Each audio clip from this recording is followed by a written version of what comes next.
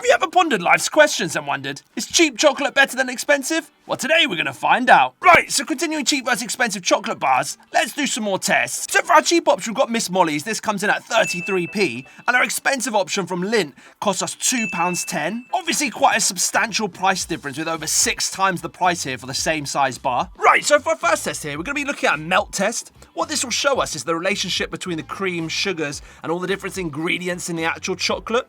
We'll also see at what point does it start to burn. So our test is set up here. We've got a hot plate with a dish on top and we're measuring the temperature. It's very simple. We'll turn this on and we'll place the chocolate on top and we'll just see at what point it starts to melt and then following that at what point it starts to burn. So let's get this set up now. So we can see the hot plate is currently at 23 degrees, which is about room temperature. Let's turn it on and we'll place our cheap chocolate first. So this is our cheap chocolate in 3, 2, 1. Okay, it's on. Let's see how this goes. It's going to take some time, obviously, to get up to temperature and therefore melt. So we're already getting some melting on the sides, I can see, and we're only at 44 degrees Celsius.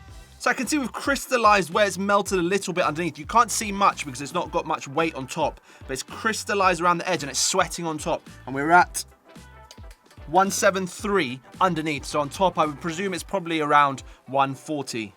So it's just started boiling and I can see it's browning where the chocolate is touching the pan now. Okay, I would say this is burning now. We're at 240, 246, and it's starting to burn for sure underneath. Right, so let's place our expensive on in 3, 2, 1.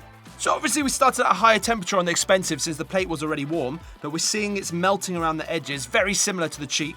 What's quite interesting is I can see the melt creeping in onto the actual chocolate surface, whereas I think the cheap held its surface much better. It's already melting the edges, they're much softer now. So the texture on the top of this has completely changed, whereas the cheap looked pretty much the same all the way to the end. Also to note, the burning smells completely different to the cheap. It's much sweeter and less acidic, almost like caramel as opposed to what was very sort of bitter smell from the cheap one.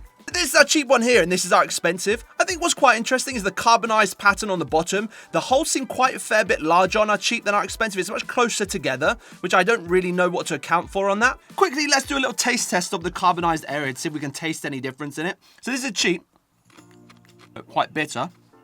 Let's try the expensive. Whoa. Very, very different flavor. Almost no bitterness in the expensive one where it's carbonized. So for our next test, what we're going to do now is something called an alcohol precipitate test. What I'll do is I'll pour this ethanol into a little beaker here. We'll dissolve our chocolate into this ethanol and then we'll pour it into water and see what precipitates out. That should be the fats in the chocolate. So starting with our cheap in 3, 2, 1.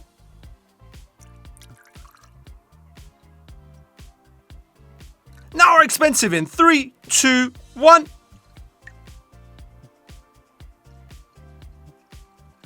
Right, so here's our two solutions. Let's look at the cheap one first to see the density with a torch. So we'll get a good sense of this. Okay. So this is the cheap one. Bear that in mind and we'll have a look at the expensive one now. And this is the expensive one now. I think that looks a fair bit more dense. I don't know. We'll have to double check when we edit.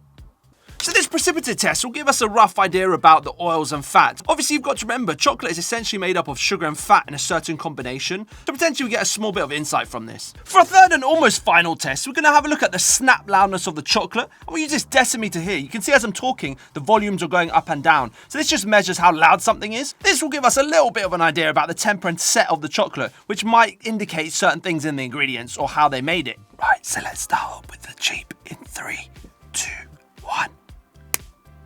Now for the expensive in 3, 2, 1. Right, for our final test, we're going to do a blind taste test. So on one of these sides, we've got the cheap. On one of these sides, we've got the expensive, as per usual. I'll tell you that now. Let's try this side first.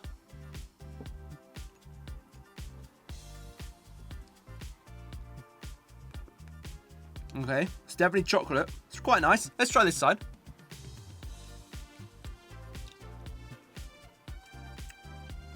Wow. Hugely different.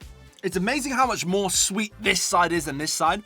And there's a depth of the flavor here that this side doesn't quite have. I've got to say, I do like this side. It has got an interesting flavor. Quite unique almost to whatever this one is. So if I had to pick a preference based on this taste test I've just done, I've got to say it's definitely going to this side. Although this side does have its own sort of unique flavor to it. Let's have a look what we did. Okay, that makes sense, to be honest. Nothing surprising there. Yeah, this definitely has a different flavor. It's a lot smoother. So what's my verdict on this round of cheap versus expensive chocolate? Now, I've got to say, this does have its merits. Considering this is 33p, I think it does a fantastic job of being a chocolate bar. But this definitely is the better product. But is it 6 times better product?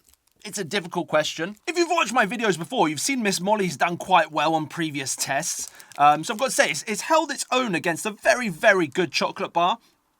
Lindt obviously being world famous, and Miss Molly's, I don't know how long that's even existed for. Obviously, this is a Tesco's brand, rebranded. They used to have their basics range.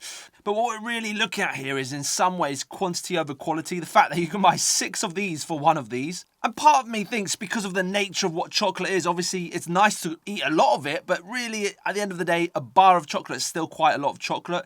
And so I think in the way that it's going to be consumed, I'm leaning towards the expensive on this one. But that being said, there are going to be circumstances where this makes sense. And because I think it's sort of priced in for what it is, expensive wins. Very cool. Right, so we pondered life's questions, did some tests, and even listened to how loud a chocolate bar is. Who says we don't do it all? As I've said many times before, we're continuing to grow and do some exciting stuff, so make sure you stay and subscribe. Also, let me know in the comments what stuff you want to see me try next. I read through all your comments. I love seeing how you guys respond.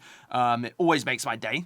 And obviously, we're still trying to maintain our schedule Monday, Wednesday, Friday, with content all in between. So again, make sure you subscribe to never miss that. And we'll end on these wise words. Very cool.